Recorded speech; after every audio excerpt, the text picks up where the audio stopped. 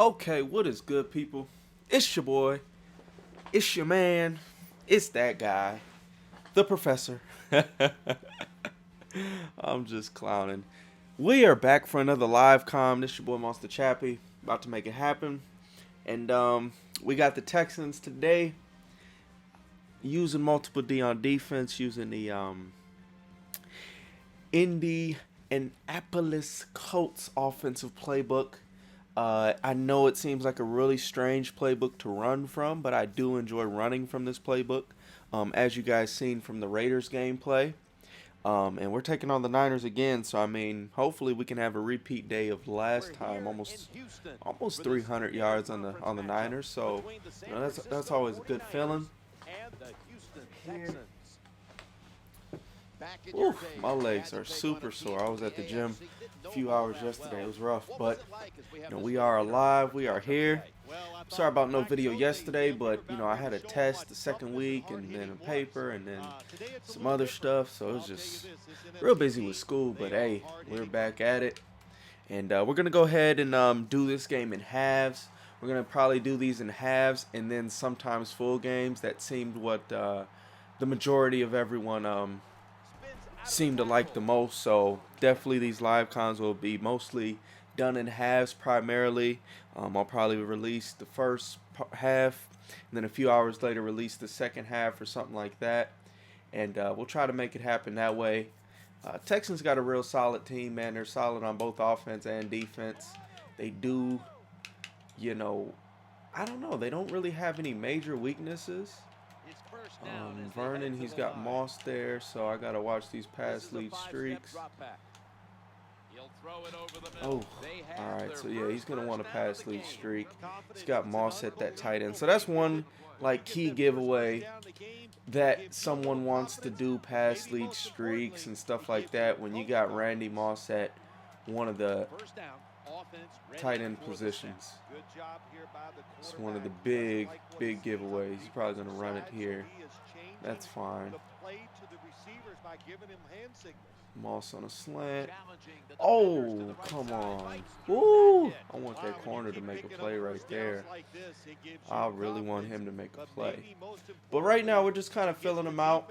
I mean, obviously, we're expecting some pass lead streaks. Oh, dog, my ankle's hurt. He's probably going to...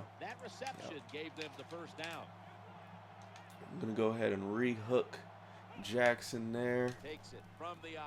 And let's go. So that's a pretty good run. It seems like he's going to stay in this formation. This is what he's comfortable in. Nothing wrong with that at all. Definitely a pretty solid run formation using the Niners. So I'm going to go ahead and do something like this. And yeah, he got the first. So anyways, on this first drive, again, you really want to feel your opponent out, feel what they're trying to do, what they're comfortable with, what they're not comfortable with. Really get a good feel for that, and it'll definitely go a long way over the course of the game.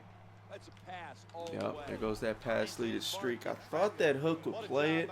Typically, they play it better when you have a yellow and you re-yellow them, but I'm not sure why he did not play that as I thought he would in that scenario. But it is what it is. All right, so he's comfortable going up the middle on the run as well. That's another thing you got to feel for your opponents is, some guys aren't comfortable going up the middle. They always want to break it outside, kind of go for the big play, stuff like that. And, a lot of times, that can make it easier to stop their rushing attack. So, first third down situation, I'm going to go ahead and play the middle of the field heavily. I really don't see him doing much else. He's got Manningham there now. I'm going to go ahead and show blitz so we can really stack up this box.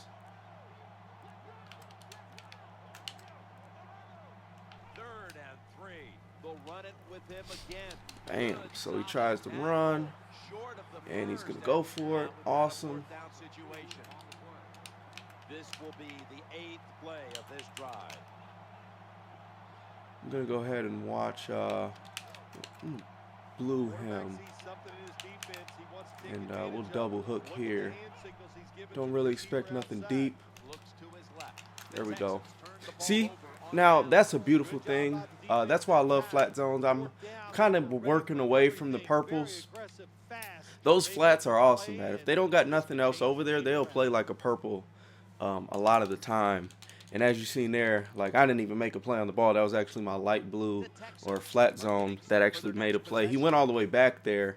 And another thing that flat zones do that the purples don't is they kind of act as a quarterback contained somewhat. Like again, it's not the best, but it's pretty decent. I'm not gonna lie. They play it pretty well. And if the quarterback tries to go far outside, he'll come up and make a play on him. This can be a plus and a minus certain times. Obviously a plus when your guy sacks the quarterback, and probably more of a minus when you know, the quarterback runs, he sucks down that flat, and then they go ahead and get a play for a first down or something like that. So, you know, it really depends on the scenario. Right here, we're going to hit him with a little curl flat concept. Nope. Going to wait on this. Precision down. Bang, bang. So we got the first down. We're trying to really see what he's trying to do defensively. He did a decent job against the run. Again, he does have the 49ers, so we're kind of expect him to, you know, make some of those plays. He's looking real weak on the right side here. So when I motion this guy, I notice he's going to use that other linebacker and try to overplay. And he's going to consistently do that. There's nothing wrong with that. But it's something we're just picking up on. You know, we see now every time we motion that guy, he's going to assume that I'm going to the side that I'm motioning the guy away from or towards or whatever. But basically, we're starting to see that. He's using either one of those two linebackers. And whichever one, you know, looks like they're going to end up leaving potential for helping out in the run on the weak side, that's what he's tending to do. So he's using that weak side linebacker to help take advantage of other stuff. Right here. Two-man rush. And, yeah, that's just too much time for that route to develop. There was no help over the middle. So, yeah, now we're just kind of, it looks like he's running a little bit more man defense. So we had a man beater going there. And if he didn't have safety help, we were going to have those guys over the top. Right here, we're going to go ahead and see what he plays. Again, we have potential there, but we're going to go ahead and take this read. So really right now, he's just sitting in man coverage, a lot of man coverage. And we're going to go ahead and just keep hitting him with the man beaters, consistent man beaters. And we're going to probably get a touchdown unless he switches it up here. So we're just going to watch that initial snap and really see if he's still in man. Looks like he's still in man. So we got the out route, and that's a touchdown. So, I mean, if he's going to keep sitting in man defense, not giving any help to his guys on the outside, you know, you just keep running those man beaters and make him switch it up, man. Make him run a zone, you know, make him at least change the safety to a zone or something, and you know that'll help out tremendously with your offense being able to move the ball if they don't want to adjust. Makes it a lot easier. So, you know, anything he does to make my life easier, something I'm cheering for. It's always a good thing when your opponent makes things easier for you by not being too diverse defensively. So here. He's got Davis there, so I'm going to go ahead and put James there. And he's probably going to try to go deep. If he doesn't, he's going to run. Okay, good run. And that's bottled up. Let's go. Jonathan Joseph, that was an impressive play. Sometimes your corners will make good plays like that. It's just a great feeling right there. I'm not going to lie. When you don't have to do too much. I'm going to move James over here in case he tries to keep it over there. Bring Jackson down. Oh, man, I got to click on that and pick it. That's a hit. Oh, man, that's so bad by me. That's one of those times I let the computer do it because he looked like he was going to make a play, but he didn't. So, hey, it's going to happen. You know, it's going to happen from time to time. He didn't put that flat over there. It's like anything he does is going to be coming back over here. Corner route. Okay. It's a good play. Good play, good play. So he's mixing it up now a little bit more offensively. Still hasn't showed us too much.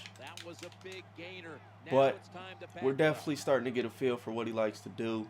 Again, it's a lot of more stuff to the tight ends. He seems more comfortable throwing to them than to his wide receivers. Although he did make a play with the wide receiver earlier. But come in there and feed him to the monster, J.J. Watt. Watt is a beast, man. That dude he's a beast. Not going to lie. So, expecting a pass to one of those pass lead streaks. Yep. And we had the double hooks, so that really helped bottle that up. A lot of guys have been asking, how do you stop that? And that is a good way to do it, man. That is a wonderful way to stop this stuff. Just go ahead, zone these guys up. Go ahead and man up Moss, jam him. Oh, come on. Oh, man. He got that pass in there. So, guess that's a good read. But I know he's willing to make those risky passes. Definitely willing to do that. I don't know why that hook right there didn't play it, but it is what it is. So, you know, as I said in my last video, I'm more comfortable in the 4-3, but definitely don't have a problem running the 3-4. Again, just, you know, run what's going to work for you at any given time. We really haven't given them any different looks. We haven't blitzed them heavy or nothing yet. So we're going to go ahead and try to send them a little bit of heat here. And hopefully that'll pay off for us. Alright, so we sent it right. And nobody came right side. Dang. So, we're going to try that again. Seemed like we brought all our guys to the right side. And somehow, someway. Do this. I'm going to run Manning up here and try to make a play. There we go. That's what we wanted. Now he's going to go for it. And we're going to go ahead and blitz all the linebackers. Flat here, and I'm going to just use it in the middle.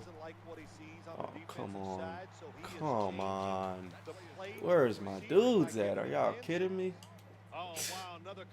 Jeez, I got all these dudes blitzing and nobody's there. Oh, man. That is play number 10 on this drive. Back to the ground, run, short run. All right, so that's cool. You know, he scored there. It was a lot more running the ball, and he got a few big pass plays, which is cool. And we got a minute left, so we really plan on scoring here. He might go for 2 here because he's taking a while to pick his play. All right, guess not. But just in case, I'm going to sail back with Barwin. In case he hit me with the faker. That fake field goal is dangerous. That is a dangerous play. No doubt. I don't know, that one slant from the fake field goal is just like an overly effective. It's crazy how effective that thing is. Okay. Okay, Martin. I see you. I see you. I see you. That's what I'm talking about. He gone. He gone. Martin. I didn't even know he was that fast like that, but hey, I'll take it.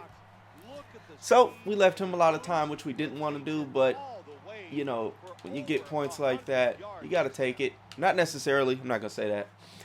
Let me retract that statement. When you have the opportunity to score and you feel like you can stop your opponent, then you take your points. I'll say that. It's probably a more correct statement to make there. I mean, he hasn't done anything offensively where I'm like, oh my gosh, this is going to be a long game, you know. I mean, you just got to be honest with yourself. Lying to yourself isn't going to help you. Oh, I can lock this guy. I mean, just be honest with yourself. If you can't stop somebody, you can't stop them. There's a lot of good offensive players out there. You know, there's some good defensive players as well. Come on, give me this route. Oh, give me that route. All right, so now I'm going to bait him into making that pass again. I'm going to bait him. So remember how I said if we deep blue that corner, He's going to go ahead and make a play. So what I'm going to do, just leave route right there. And we're going to go ahead and lock up what we need to lock up with the short stuff. There we go. We're right underneath it. Let's go. That's what we wanted. He overran the circle. Randy Momo overran that circle. So, that worked out very well for us. And the reason I moved that corner is so he doesn't get that dumb animation where he gets burned. That's why I moved him inside like that. Right here, we're gonna go ahead and go deep, like regardless of what happens.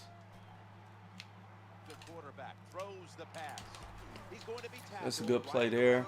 30 seconds left. No reason to call a timeout. Not at this point. It's a lot of time.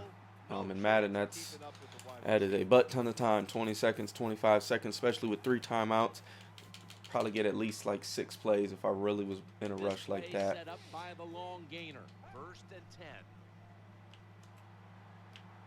Go ahead, take off with shot.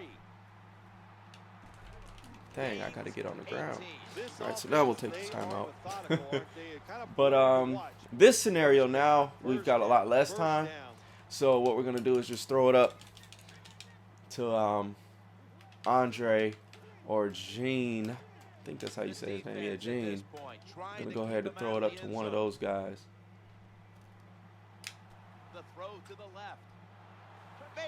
And that worked out. He played a cover 2. And so I seen that. As soon as I seen that corner not go with him, so I figured it was going to leave him pretty much by himself in the corner of the end zone. Because the cover 2, the safeties play well, but they don't play outside unless you shade. Nope. I'm not squibbing. I refuse. We'll do one of these kicks. Not the squibber. Not today. Those squibs, man, I'm telling you, man, 1 pass lead streak, anything like that, and it's a wrap. So he might have gotten it, what was there, 6 seconds? He could have probably caught it with one of his big dudes and dove, had it at about the 45, 1 pass lead streak, and then probably had like a second left on the clock. Whereas now he's got 3 seconds, even with the pass lead streak. There's just not enough time. Just not enough time. So, yeah, again, I mean, that was a good play, but we'll give that up, given the circumstances. And we're going to go ahead and assume he's going to onside kick just because the second half. Okay, he didn't. Cool. That's legit. But, a second half, if I've got a lead, especially if I'm getting the ball, I'm going to go ahead and assume they're going to onside kick it just due to the nature of how most online ranked guys play. Oops.